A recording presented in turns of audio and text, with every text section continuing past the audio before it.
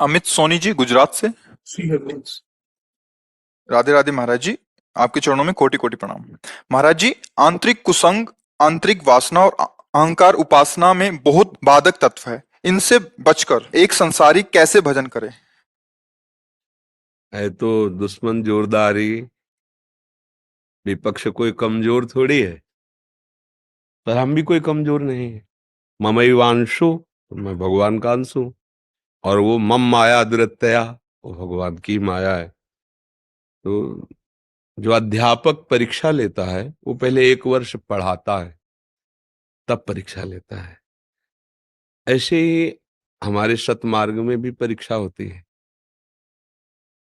जैसे प्रारंभ में आप भजन कर रहे हैं और कुमार्गगामी प्रवृत्तियां आपके अंदर है, आपकी कोई शिकायत नहीं मानी जाएगी परमार्थ में। क्योंकि आपका अभ्यास चल रहा है असत वृत्ति को मिटाने का। आगे चलकर फिर ये बर्दाश्त नहीं किया जाएगा। जैसे छोटा बच्चा पार्टी में जो ऐसे गोली और ऐसे डंडा खींचता तो टीचर कहता वाह बहुत सुंदर, बहुत अच्छा लिखा। लेकिन वो ऐसे ही लिखता रहे, फिर बाद में उसे दंड दिया जाता है कि इतने वर्ष हो गए आप ऐसे चल रहे हो। प्रारंभ में क्या होता है, हमारे जन्म जन्मांतरों की दुर्वासनाएं होती हैं। कभी काम की, कभी क्रोध की, कभी लोभ की, कभी मोह की, कभी मद की, मत्सर की। और इनके पूरे के पूरे आचरण हमारे मन में बैठे हुए। जैसे एक छोटी सी चिप हो तो सैकड़ों घंटे की बातें उसमें रिकॉर्ड की जाती हैं। तो ये भगवान के द्वारा बनाया हुआ एक चिप है मन, जिसमें तुम्हें रिकॉर्ड नहीं करना, अपने आप रिकॉर्ड, जैसे सीसी कैमरे में नहीं होता रिकॉर्ड होता रहता है, ऐसे अपने आप रिकॉर्ड, जो हम देखते हैं, जो सुनते हैं, जो भोगते हैं, वो सब हमारे मन में बैठा हुआ है। एक जन्म का नहीं, अनंत जन्मों का बैठा हुआ है। तभी तो कहते हैं मोक्ष होना, कल्याण होना बहुत कठिन बात है। क्योंकि पूरा का पूरा मन खाली करना है। निर्मल जन मन सो मोहि पावा, मोहि कपट छल छिद्र। निर्मल मतलब पूरा डिलीट करना, पूरा हटाना है। अब पहली बात उपासक के हृदय में ये आनी चाहिए कि मुझे इनसे हटना है और इनको हटाना है। समझ पा रहे ना? पहले तो पक्ष खड़ा करें ना अपना परमार्थ का। हम लोगों की दुर्दशा यह है कि हम अपना पक्ष उन्हीं को दिए हुए हैं, क्योंकि हम मानते हैं कि इनसे हमें सुख भोग मिलता है। काम है तो काम से सुख भोग मिलता है, क्रोध है तो मेरा भय सबको, मोह है तो परिवार प्रिय लग रहा है, लोभ है तो धन प्रिय लग रहा है। अगर ये ना हो तो कुछ प्रिय नहीं लगेगा, कुछ अच्छा ही नहीं लगेगा। जब ये हृदय से नष्ट होते हैं ना, तो एकमात्र भगवान प्रिय लगते हैं। ब्रह्मादिक के भोग शब्द विषम लागत ताई, नारायण ब्रजचंद की लगन लगी है जाए। विषय भोग निद्रा हंसी जगत प्रीति बहुबात, नारायण हरिभजन में ये पांचों न सुहात। देखो कुछ अच्छा नहीं लग रहा, क्योंकि अच्छा लगता ही है गंदी वृत्ति से। ये तभी प्रिय लगता है जब ये विकार हमारे ऊपर हावी होते हैं, तभी ये प्रियता बढ़ जाती है। अब हम पहले दो पक्ष करें, हमारा अध्यात्म पक्ष और ये माया का पक्ष। अभी तो हम पक्ष ही नहीं किए, अभी तो उसी में मिले हुए हैं। मेरा मन कह रहा है ये खाने का, आज मैं खाऊंगा जरूर। मेरा मन कह रहा है भोगने का, तो आप उसी के पक्ष में है ना। अब जब विपक्ष खड़ा किया ऐसे भक्ति का कि ये धर्मयुक्त है, नहीं तो नहीं करना, ये धर्मयुक्त है, हाँ तो समय से हम इसे स्वीकार कर लेंगे। धर्मयुक्त विषयों का सेवन और अधर्मयुक्त विषयों का त्याग करने की हिम्मत, ये नाम जप और सत्संग से आती है। अगर केवल सत्संग सुन रहे हैं तो आपको बौद्धिक ज्ञान हो जाएगा, दूसरे को सुना सकते हैं, पर आप में क्षमता नहीं रहेगी। क्षमता आएगी भजन से। साधन को हरि भजन है, कै सत्संग सहाय। जितना आप भजन करोगे आप में बल आएगा, नहीं करना नहीं करना, ये बल आएगा। अब धीरे धीरे धीरे धीरे जब और अध्यात्म का बल आगे बढ़ता है, तो वो इनको बिल्कुल अलग देखता है और कोई भी प्रभाव रहता है। हृदय एकदम निर्मल शांत और भगवदानंद से युक्त। तो हमें सत्संग सुनते रहना चाहिए और इनको विपक्षी मानना चाहिए। विपक्षी मानना बहुत बड़े विजय का सूचक है। इनको हम लोग विपक्ष मान ही नहीं रहे। अधर्माचरण पापाचरण से जैसे भी मिले मुझे सुख भोगना है, अभी हम उसी पक्ष में हो गए, तो कैसे हमारा मंगल होगा? पहले हम उसे विपक्ष में देखें। काम क्रोध मंद मान न मोहा, लोभ क्षोभ नहीं राग न द्रोहा, जिनके कपट दंभ नहीं माया, तिनके हृदय बसो रघुराया। आ गया ना भागवतिक स्वरूप। तो इसलिए हमें बहुत सावधानी पूर्वक, फिसलन हो सकती है, ये ऐसा मार्ग बड़े बड़ों से फिसलन हो जाती है। कोई ऐसे करके नहीं निकल पाया, कोई ये कह के कि मैं बहुत विचित्र भगवान की माया, हम जान ही नहीं पाते वो किस रूप में आकर के, किस रूप में आकर हमको ठग ले गई, हम जान ही नहीं पाएंगे। जनाने वाले प्रभु हैं। जब उनकी शरण में होते, मामे भी प्रपद्यन्ते तो माया में ताम तरंति थे। प्रभु की शरण होकर प्रभु का नाम जप करते हुए धर्मयुक्त विषयों का भोग भोगे, अधर्म का त्याग कर दे तो फिर इन पर विजय प्राप्त हो जाएगी। नहीं, ये सारा खेल अंदर ही होता है, बाहर तो क्रियाएं होती हैं, अंदर ही सारा खेल होता है। पाप जब बन जाता है तो हृदय जलता रहता है। पाप जब बन जाता है, कोई भले न जाने हृदय भयभीत रहता है, विषाद युक्त रहता है, हर एक व्यक्ति पर संशय होने लगता है। मतलब ऐसी दुर्दशा उसके अंदर हो जाती। बाहर दंड तो एक अलग विधान है, लेकिन जो पाप हो जाता है, अधर्म हो जाता है, वो अंदर ही अंदर अंदर खोखला कर देता है। बस सावधान रहो, कोई पाप न बनने पावे, कोई अधर्म न बनने पावे। और इसके लिए हमें शुद्ध प्रकाश चाहिए, ज्ञान का। हम जान ही नहीं पाएंगे मैं क्या कर रहा हूं। वो है सत्संग और भजन। बिल्कुल, कोई भी हो, कहीं भी हो, सत्संग और भजन दोनों साथ साथ चलाते रहना चाहिए और भूल कर पाप नहीं करना चाहिए। सुख नहीं है, आप सच्ची मानो, हृदय से कह रहा हूं। केवल भ्रम से माया हमको फंसा के और ऐसी जगह खड़ा कर देती जहां कोई निर्णय नहीं निकलता। केवल जलन, केवल भय, केवल विषाद, केवल दुख, पछतावा। और ये होता है अब क्या करें, अब आत्मबल रह नहीं जाता, फिर वो पूरा जीवन व्यर्थ हो जाता है। इसलिए बहुत सावधान, बहुत सावधान। एक एक कदम फिसलन वाला है। अब जो नहीं समझ पाते, जब परिणाम आता है तो बहुत बड़ी हानि होती है। अब उस समय संभल पाने का मन पछते है, अवसर बीते, अब संभलने का समय नहीं रहा, अब तो दंड भोगने का समय आ गया। अब वो संभल नहीं पाता है और सबको पछतावा होता है। और पाप कर्म करने के समय ये विपक्ष इतना उत्साह देता है अंदर में, कहीं कुछ नहीं, सब ठीक हो जाए। अरे कुछ नहीं, भोगो यार ना। बस उससे लड़ाई लड़ लिया वही साधक है। ए पैसा नहीं, और बिना दस्तखत के तुम्हारे कुछ नहीं कर सकता। जैसे काम आया, अब आप इसको सपोर्ट ना करो तो आपको जलाएगा, शांत हो जाएगा। सपोर्ट कर दिया, वो आप पे हावी हो गया, अब जब चाहेगा तब आपको परास्त करेगा, क्योंकि उसका बल बढ़ता जा रहा है। मन को निर्बल करना है, अपने को बलवान बनाना है। संसारी पुरुष मन को बलवान बनाता है और खुद उसका गुलाम बनता चला जाता है। जैसा मन कहता है वैसे ही कर, और ये बहुत ऊंचाई से गिरा देता है, बहुत ऊंचाई से। मतलब ये छोटी मोटी ताकत नहीं है, ये मन और कामादि विकार बहुत बड़ी ताकत है। जो पूरे जीवन सावधान रहते, जरा सा झपकी लगी जिसे तो माल चोरी हो गया, ऐसे ठग है ये। जरा सा चूक हुई, मनोरंजन की भावना आई, जीवन भर जल रहा हूं, चलो ये भोग आया भोग लेते हैं, बस फंस गया। बाहरी सुख की तरफ जरा सा लालच हुआ कि वर्षों की कमाई मिनट में गंवाई। ये बहुत खतरनाक खेल माया रचती है। इसलिए राधा राधा राधा और सत्संग सुनो, डरते रहो कि कोई पापाचरण ना हो जाए। सच्ची कहते, पापाचरण बाहरी दंड तो जो मिलता है मिलता है, हृदय जलता रहता है।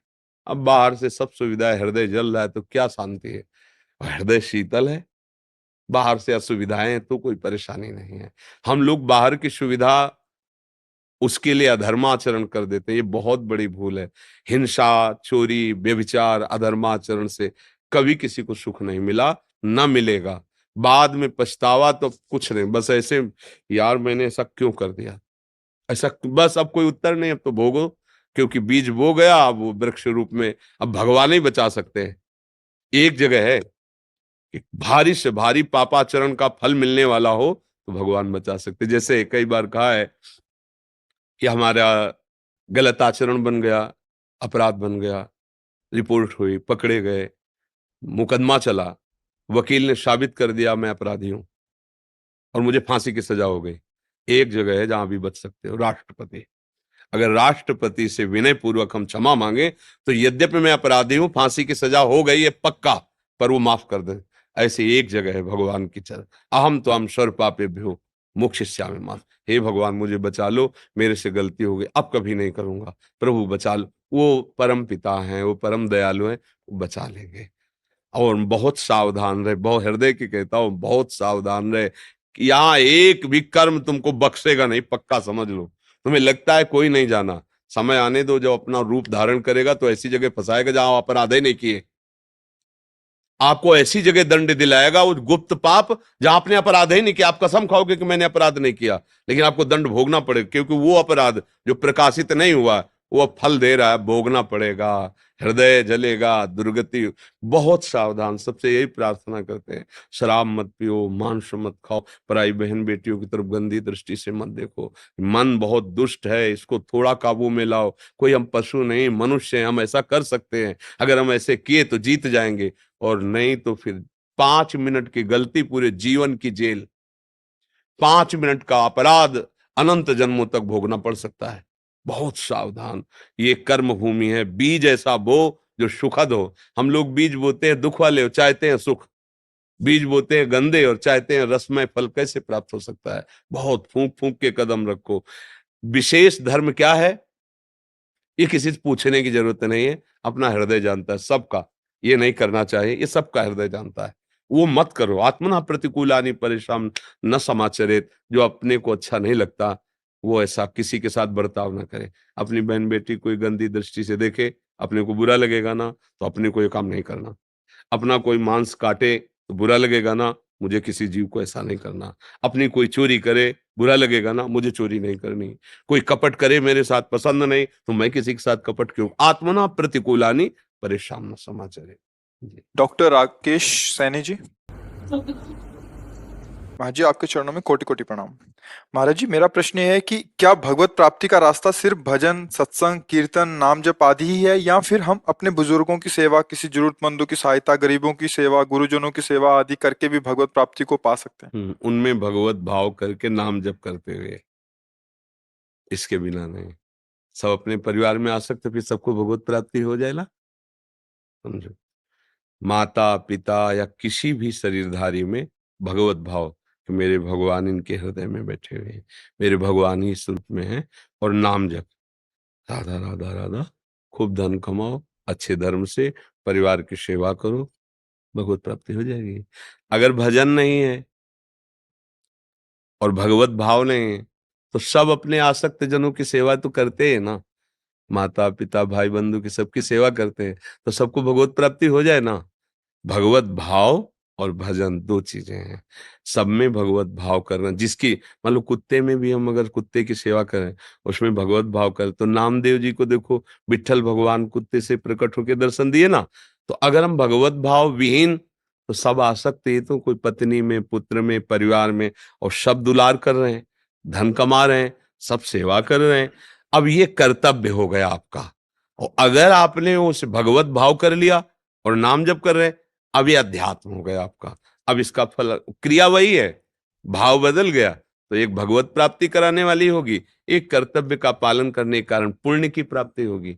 जैसे दान है, मनो 100 रुपया दे, ये हमारे 100 रुपया ठाकुर जी के सामने, तो आपको 1000 रुपया मिल जाएंगे परिणाम में। अगर यही भाव, वही 100 रुपया रख रहे हो, प्रभु आपके द्वारा दिया हुआ आपको समर्पित है, इससे भगवान की भक्ति पुष्ट होगी, आपको भगवत मार्ग, क्योंकि त्वदीयम वस्तु गोविंदम तुभ्यमेव, आपने दिया, आपकी ही सेवा में है। और जहां ये भाव मैंने दिया, वो पुण्य हो जाता है। ऐसे ही हे प्रभु, आप मेरे माता पिता के रूप में, पत्नी के रूप में, परिवार के चराचर के रूप में मैं आपकी सेवा कर रहा हूं, और नाम जप, इससे हो जाएगी भगवत प्राप्त। बिना नाम जप के बात नहीं बनेगी। ओ गोस्वामी तुलसीदास जी ने एक दोहे में लिखा है, वारि मथे घृत होए बरु सिकताते बरु तेल, बिनु हरि भजन न भवतरी, यह सिद्धांत पेल। चाहे पानी मथने से घी निकल आवे, बालू के पेरने से भले तेल निकल आवे, असंभव है ना, पर कह रहे हैं ये असंभव कार्य भले संभव हो जाए, पर बिना भगवान का भजन के भव समुद्र से तरा नहीं जा सकता।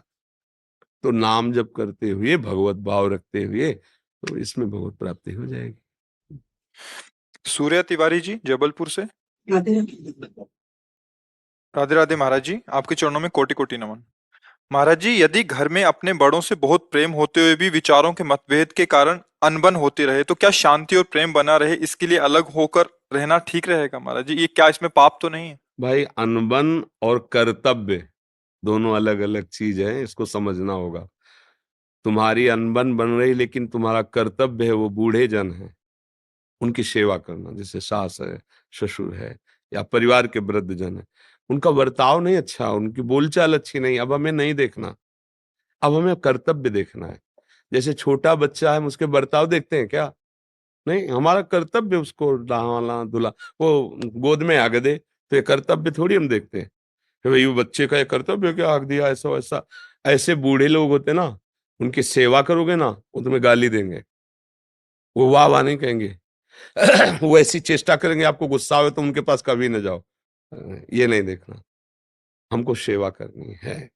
सेव्य के प्रति सम्मान की भावना मुझे रखनी, उससे सम्मान नहीं चाहना। तो मेरे माता, मेरे पिता, सास, ससुर ये सेव्य जन है, विचार की अनबन है, अच्छी बात है। मुझे अच्छा नहीं लगता उनके विचार, पर मेरा कर्तव्य तो कहता है ना कि उनकी सेवा करनी। वयोवृद्ध है तो उनको खवाना पिलाना, उनके कपड़े धो देना, उनकी सेवा कर देना। मुझे ऐसा लगता है शास्त्र सम्मत व्यवहार किया जाए, बुजुर्गों के साथ कभी ऐसा कटु व्यवहार न किया जाए। जैसे हमने देखा भी है, जवान जो पुत्र है वो अपने पिता को थप्पड़ों से मार रहा है, बहू है बूढ़ी माता सास को पिटाए, ये दुर्गति का कारण है, ऐसा नहीं। और हम ये पक्का कहते हैं आपसे, कोई बिरला ही बूढ़ा आपसे प्रेम से बात करेगा, क्योंकि उस समय उसका स्वभाव बिगड़ जाता है। वृद्धावस्था है, इंद्रियों से भोग अब हो नहीं रहे, अंदर जलन बैठी हुई है, तो तुम कितनी सेवा करो, और अंदर ही बैठा हो मेरा लड़का है, उसको ये है ना, तो कोई एहसान थोड़ी कर रहा है, वो अपनी प्रॉपर्टी दी, मेरा पुत्र है, मैंने पालन पोषण किया, तो तुमको सम्मान थोड़ी देगा, वो तो कटु वचन बोलेगा। अब उस समय सेवा कर ले जाओ तो यही भगवत प्राप्ति, जैसे आपने प्रश्न किया ना, अब भगवत प्राप्ति का काम बन जाएगा। भगवत भाव कि अब चाहे जैसा आप बोलो हमें सेवा करना है। देखो ऐसे वृद्ध जन है जो स्वयं सोच नहीं सकते, स्वयं कपड़े नहीं धो सकते, और उन्होंने मान लो आप बहू हैं तो आपके पति को प्रकट किया है, आपके पति को स्वस्थ किया है, और आप उनकी संपत्ति में हैं, तो अब आपका कर्तव्य बनता है कि उनके कपड़े धो दीजिए, उनको पवित्र कीजिए, उनको समय से भोजन दे दीजिए। वो गाली बके बकने दो, आपका काम हो जाएगा, आपका मंगल हो जाएगा। तो मुझे तो लगता है ऐसा ही करना चाहिए। रामकृष्ण जी कानपुर से। गुरुदेव आपके चरणों में दंडवत प्रणाम। गुरुजी मैं पुलिस में हूँ कानपुर में। गुरुजी मैं आपका सत्संग 5 महीने से सुन रहा हूँ और श्री राधा नाम जप भी कर रहा हूँ। मैं अंडा मीट शराब लहसुन प्याज सब छोड़ दिया और कसम खा ली कि शास्त्र आचरण नहीं करूंगा। महाराज जी मैंने आपको अपना गुरु मान लिया है। हाँ, हम धन्यवाद इस बात का देते हैं कि आप नवीन अवस्था में और आज के विभाग में होते हुए आप सत्संग सुनकर एक कसम खा ली, बहुत उत्तम बात है। भगवान आपका सहयोग करेंगे, क्योंकि सतमार्ग पे जब चलना होता है तो भगवान की शक्ति से ही होता है। हमें हमारी वासना हमारा मन गिराना चाहता है, और भगवान हमें सहयोग देते तभी हम चल पाते हैं। आगे बढ़िए, और जो आपको ड्यूटी मिली है उसमें धोखेबाजी ना होने पावे। धोखेबाजी किसी अन्य वासना अन्य कामना से हम अपने कर्तव्य से च्युत ना हो जाए, विमुख ना हो जाए। जितनी भी सेवा मिली, जितना अधिकार मिला है, जो हमारे धर्म से युक्त है उसको वैसे ही पालन करें। ये न सोचे कि अर्थ अधिक आ जाए या कुछ। 100 रुपया मिलेंगे ना, बड़े चैन से रहोगे। 1 लाख मिलेंगे ना धर्म से, बेचैन हो जाओगे। लोगों को समझ नहीं आता है, वो आंतरिक जलन रुपयों से शांत नहीं होगी, वो धर्म से शांत। हृदय शीतल धर्म से होता है। बाहरी बहुत अरबों खरबों रुपया है और हृदय जलता है तो कोई खास बात नहीं हुई। मन प्रसन्न है, आनंदित हो, बार बार परिवार को देख के सुख मिल रहा है, सब स्वस्थ वो कब होगा? जब धर्म से चलोगे। तो ये बहुत अच्छा है, नाम जप कीजिएगा और सत्संग सुनते रहिएगा। तो सत्संग एक नई ऊर्जा पैदा करता है, भागवतिक। सुनते सुनते एक मन में आ ही जाता है, जैसे आपके आ गया कि अब यार जब इतना बुरा है मांस खाना शराब पीना, तो चलो छोड़ देते हैं, आ ही जाएगा। अगर कुसंग करे कोई बहुत बढ़िया आदमी, मान लो रोज शराब पीने वालों के पास बैठे, कभी नहीं पीता है, तो निश्चित है कि उसका मन जो है ना, एक बार उसमें आने लगे। वो कहेंगे एक बार तो देखो पी करके, एक बार तो खा के देखो। कोई उत्तम प्रकृति वाला बिरला ही होता है जो बच जाए।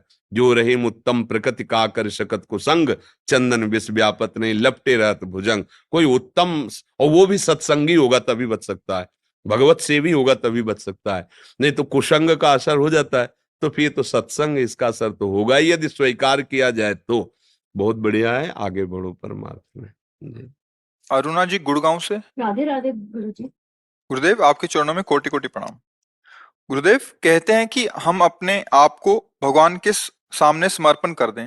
महाराज जी कैसे होता है, इसका क्या उपाय हाँ, है? वो भगवान को ऐसा थोड़ी कि मंदिर में जाएं और सब लिखा पढ़ी करवा दें, ऐसी बात नहीं होती। समर्पण का मतलब हृदय से होता है। वो यहीं बैठे हुए हैं और उन्हीं की वस्तु उनको समर्पित, मेरा कुछ है नहीं। जैसे ये शरीर है, हमारा मन है, हमारी इंद्रियां हैं, सारा व्यवहार उन्हीं का तो बनाया हुआ है। तो अहंकार समर्पित करना बस। अंदर जो अहंकार मेरा मैं ये चलता रहता है ना, मैंने ये किया, इतना मेरा, उसको अंदर भाव से प्रभु के अंदर ही, बाहर कहने की जरूरत नहीं। हे कृष्ण, हे करुणामय, हे प्रियाजू, ये सब आपकी है, आपको समझ, आप संभाले रहना। तो जैसे हम 1 किलो प्रसाद बर्फी ली भोग और लगाया जाके, तो हमें मिलता है ना प्रसाद। अब वो महत्व तो कितना हो जाता है, भगवत प्रसाद है, एक किनका भी जो है बहुत महत्व रखता है जब प्रभु को भोग लग जाता है। और ऐसे आप मिठाई पा के देखो, वो स्वाद नहीं मिलेगा। और वो जब वहां से किनका भी मिल जाए ना इतना, तो मतलब एक हृदय में आह्लाद होता है। तो समझो वही मिठाई जो आपने दी है, वही वापस आई है, पर वो अब प्रसाद रूप में आई है। तो वही वस्तु जो भगवान ने आपको दी है, उसे जहां भगवान को समर्पित किया, है आपकी ही, भोगो आप ही, लेकिन अब वो आपको बांधने वाली नहीं है, अब आपको मुक्त करने वाली बन गई। ऐसा नहीं कि किसी के पास जाके लिखा पढ़ी करने की बात हो, वो अंदर ही की है। प्रभु नाथ सकल संपदा तुम्हारी, मैं सेवक समेत सुत। हो गया समर्पण। अंदर से, अंदर से जब कोई बात आए तो ये तो सब प्रभु का है, अंदर आनी चाहिए। ये सब प्रभु, ये तो प्रभु को समर्पित है। अब अपनी वस्तु की रक्षा प्रभु करेंगे स्वयं। हमें चिंता के, वो कह रहे योगक्षेमम वहाम्यम, वो खुद रक्षा करेंगे। शांत हो जाता है हृदय, भरोसा हो जाता है प्रभु का, तो हर समय आनंद रहता है। अभी भरोसा है धन का, जन का, संसार का, तो भय लगता है कि अगर शरीर ही छूट गया तो कोई साथ नहीं देने वाला, और वो शरीर छूटने के बाद भी साथ रहेंगे, क्योंकि प्रभु हैं, वो तो अविनाशी हैं। तो इसलिए अंदर का समर्पण ही समर्पण माना जाता है।